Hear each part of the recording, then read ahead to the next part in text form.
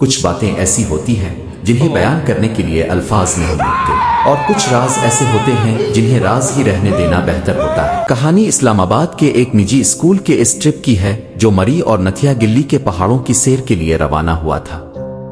اس میں شامل طلبہ اور اساتذہ کو علم نہیں تھا کہ یہ سفر ان کی زندگی کا خوفناک ترین تجربہ بننے والا ہے۔ رات کا پچھلا پہر تھا جب ہماری بڑی سی کوسٹر بس ایبٹ آباد سے آگے نتھیا گلی کی دشوار گزار چڑھیوں پر گامزن تھی۔ بس میں 40 کے قریب طلبہ اور 3 اساتذہ موجود تھے۔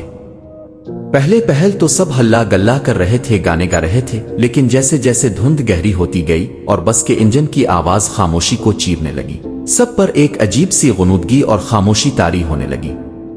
ڈرائیور، جس کا نام قدیر تھا، کافی تجربہ کار لگتا تھا، لیکن اس کے چہرے پر بار بار آنے والا پسینہ اور اس کا بے چینی سے پیچھے مڑ کر دیکھنا مجھے کچھ عجیب سا لگ رہا تھا۔ میں بالکل پیچھے والی نشست پر اپنے دوستوں کے ساتھ بیٹھا تھا، جہاں سے پچھلے شیشے سے باہر کا منظر دھندلا سا نظر آتا تھا۔ اچانک مجھے محسوس ہوا جیسے سڑک کے کنارے سفید لباس میں ملبوس کوئی سایہ ہماری بس کے ساتھ ساتھ اتنی ہی رفتار سے دوڑ رہا ہے جتنی رفتار بس کی تھی۔ میں نے آنکھیں جھپک کر دوبارہ دیکھا تو وہاں صرف گھنے درخت اور اندھیرا تھا۔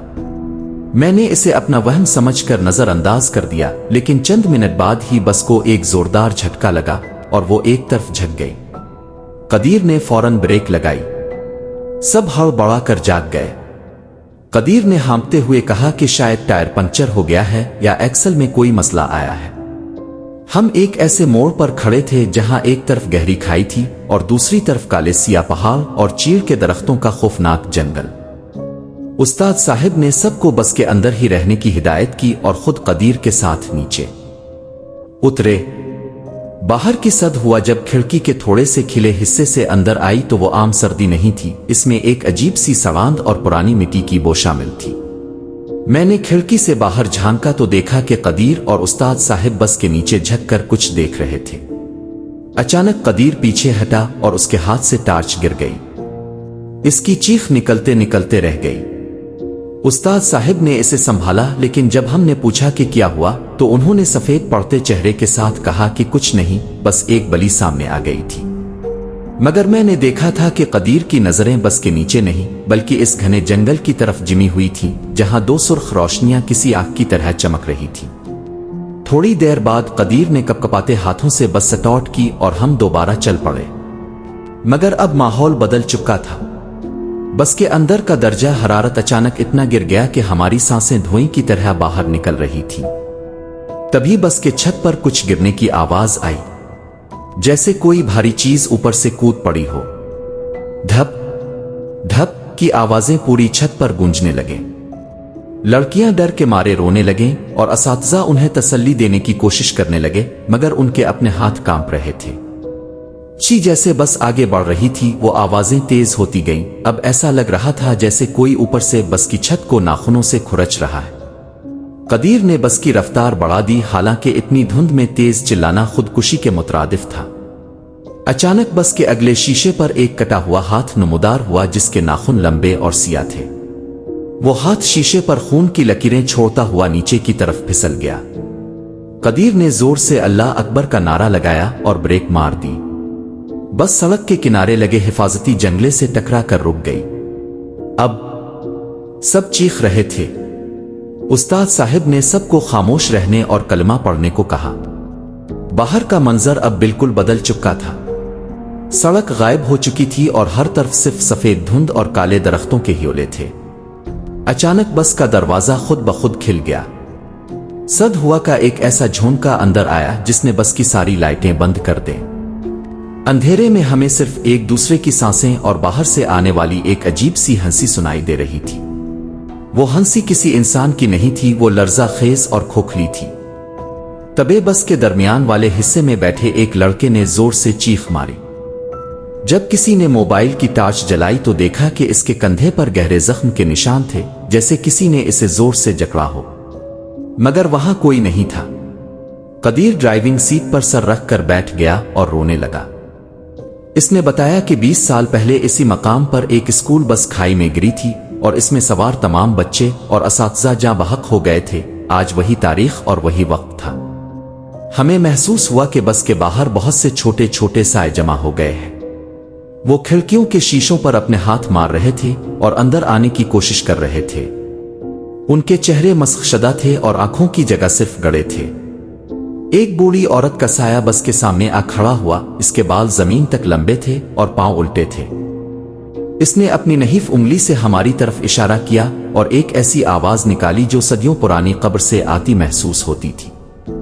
तुम हमें छोड़कर क्यों चले गए? ये सुनते ही बस के अंदर मौजूद कई तलबा बेहोश हो गए।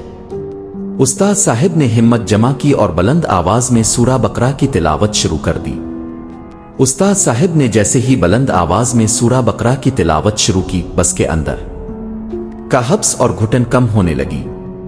वो साए जो खिड़कियों के शीशों से चिमटे हुए थे, तड़प कर पीछे हटने लगे जैसे उन्हें किसी ने आग लगा दी हो।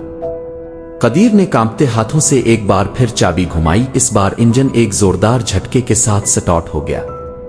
निकले यहां से कदीर, पीछे मत देखना, उस्ताद साहिब ने चिल्लाते हुए कहा। कदीर ने एक्सेलरेटर पर पांव रखा और बस अंधेरे को चीरती हुई आगे बढ़ी। वो साए सड़क के किनारों पर खड़े हमें जाते हुए देख रहे थे। उनकी सुर्ख आंखें धुंध में अंगारों की तरह दहक रही थीं। अभी हम मुश्किल से 2 किलोमीटर ही चले होंगे कि बस के इंजन से शदीद धुआं निकलने लगा और एक जोरदार पटाखे की आवाज के साथ गाड़ी मुकम्मल तौर पर बंद हो गई। अब नहीं चलेगी, इंजन सीज हो गया है, ये कदीर ने रूहासी आवाज में कहा। हम एक बिल्कुल सुनसान मोड़ पर खड़े थे जहां दूर दूर तक कोई आबादी नहीं थी। बारिश शुरू हो चुकी थी और बिजली की कड़क सन्नाटे को चीर रही थी। तभी उस्ताद साहिब की नजर पहाड़ी की ढलवान पर बनी एक कदीम लकड़ी की हवेली पर पड़ी। इसकी एक खिड़की में मध्यम सी रोशनी जल रही थी। हमारे पास और कोई रास्ता नहीं है, यहां बस में बैठे रहे तो वो चीजें दोबारा आ जाएंगी, हमें इस घर में पनाह लेनी होगी, उस्ताद साहिब ने फैसला कुन अंदाज में कहा। हम सब खौफ से एक दूसरे का हाथ थामे बारिश में भीगते हुए इस हवेली की तरफ बढ़ने लगे। हवेली का दरवाजा बहुत भारी और पुराना था, जिस पर अजीब व गरीब नक्श और निगार बने हुए थे। जैसे ही उस्ताद साहिब ने दस्तक दी, दरवाजा एक चिड़चिड़ाहट के साथ खुद ब खुद खिल गया। अंदर एक बूढ़ा आदमी लालटेन लिए खड़ा था, जिसका चेहरा झुर्रियों से भरा था और आंखें बिल्कुल सफेद थीं। आ जाओ मुसाफिरों, में तुम्हारा ही इंतजार कर रहा था, इसने एक ऐसी आवाज में कहा जो कब्र की खामोशी जैसी सर्द थी।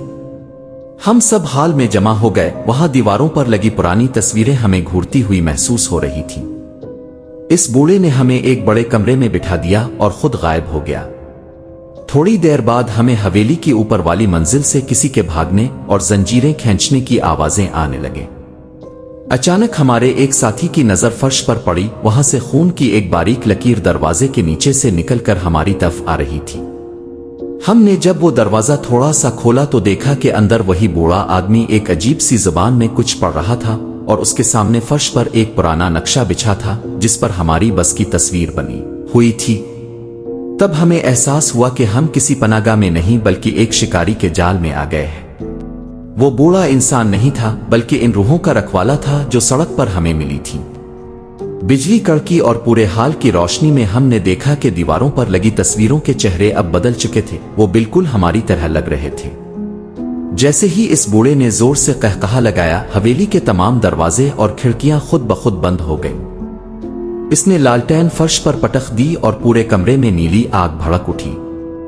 हमें अपनी मौत सामने नजर आ रही थी, लेकिन तभी उस्ताद साहिब ने अपनी जेब से मिट्टी का एक ढीला निकाला जो वो किसी बुजुर्ग के मजार से लाए थे और इसे आग में फेंकते हुए पुकारा, आ अल्लाह हमें इस शर से बचा। एक जोरदार धमाका हुआ और पूरी हवेली लरजने लगी। जब हमारी आंख खिली तो हम सब सड़क के किनारे खिले आसमान तले पड़े थे। बारिश थम चुकी थी और सूरज की पहली किरणें पहाड़ों से झांक रही थीं। वहां ना कोई हवेली थी और ना वो बूढ़ा, बस दूर एक पुराना खंडर था जिस पर झाड़ियां उगी हुई थीं। हमारी बस वहीं खड़ी थी और उसका इंजन बिल्कुल ठीक हालत में था। कदीर ने हैरत से हमें देखा और हम सब ने खामोशी से बस में बैठने का फैसला किया, क्योंकि हमें मालूम था कि इस रात जो कुछ हुआ वो इंसानी अक्ल से बालातर था। हम में से किसी ने जबान नहीं खोली। शायद हमें डर था कि अगर हमने बात की तो वो मंजर फिर से जिंदा हो जाएगा। शायद हम इस बात पर यकीन ही नहीं करना चाहते थे कि जो कुछ हुआ वो हकीकत था। कदीर जो आम तौर पर बहुत बातें करता था अब बिल्कुल खामोश स्टीयरिंग थामे सामने देख रहा था। इसके चेहरे की जर्दी बता रही थी कि वो भी इसी कश्मकश में मुब्तला है। कुछ बातें ऐसी होती हैं जिन्हें बयान करने के लिए अल्फाज नहीं मिलते और कुछ राज ऐसे होते हैं जिन्हें राज ही रहने देना बेहतर होता है।